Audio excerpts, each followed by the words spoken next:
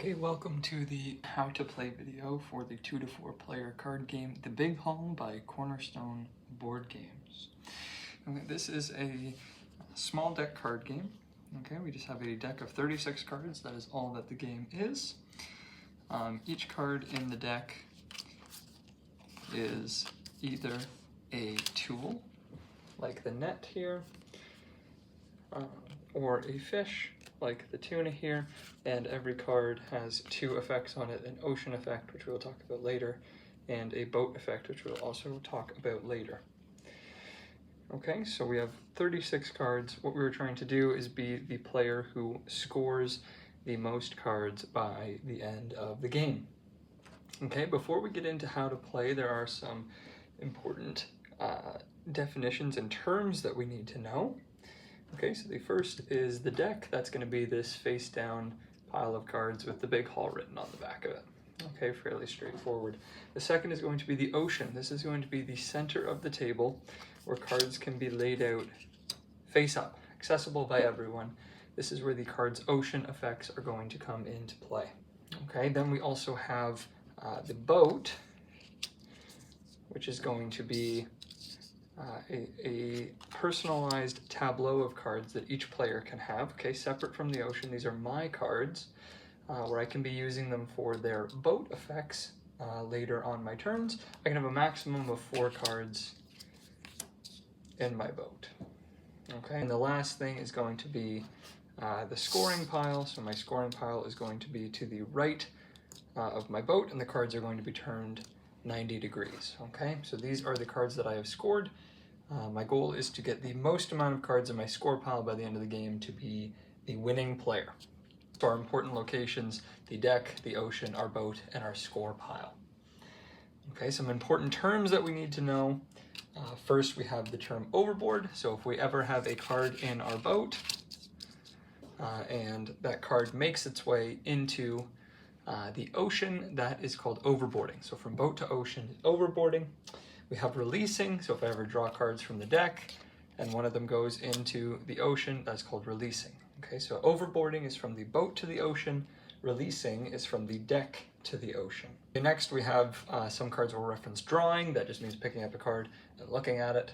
You have a couple options when you draw a card. You can catch that card, which means I can take it and I can place it into my boat, or I could release the card. Okay, but drawing just means I've picked it up. Okay, scoring a card, as we just said, means we're going to turn it 90 degrees, add it to our scoring pile, placing it on top of any cards that were previously in our score pile.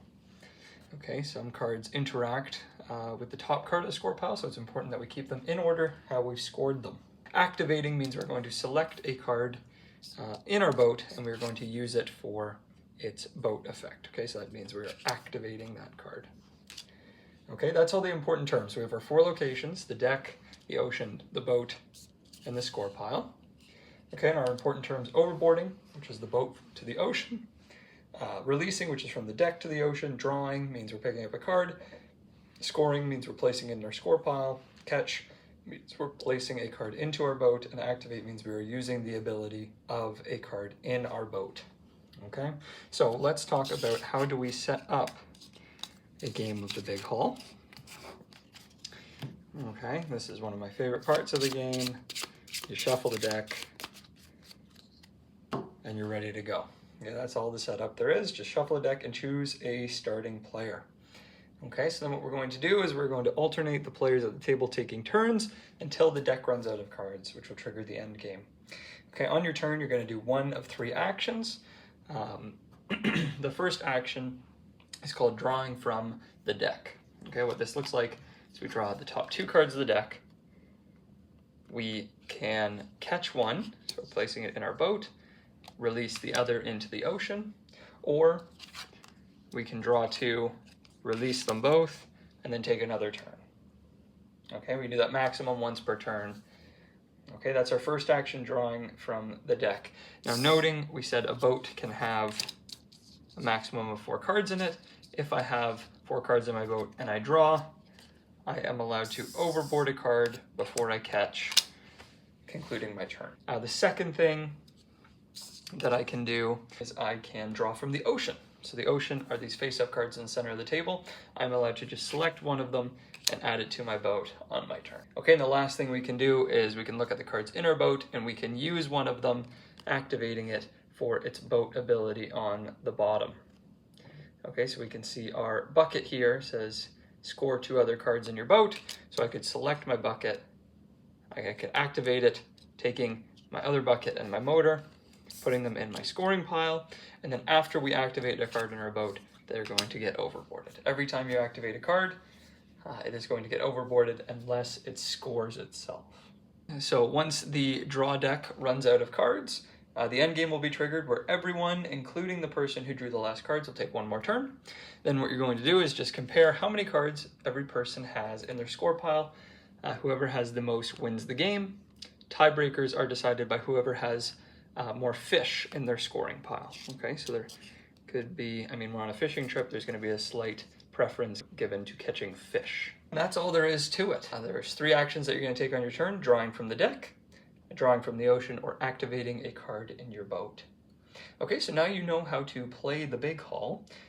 There are some notes that we will talk about with these cards. So we've talked a little bit about the boat abilities here. The other effect that each card has is some ocean effect. This is some persistent rule change that is active when the card is in the ocean. So our tuna here says that when we draw from the top of the deck, we may draw this card. Okay, so if we are looking at a board state like this, okay, and then on my turn I decide to draw from the top of the deck, well, I'm allowed to select the tuna as well as the top card of the deck. I can look at one of these, catch one, and release the other. Okay, and now that the motor is in the ocean, we have another rule change coming into effect. Fish cannot be scored from the ocean.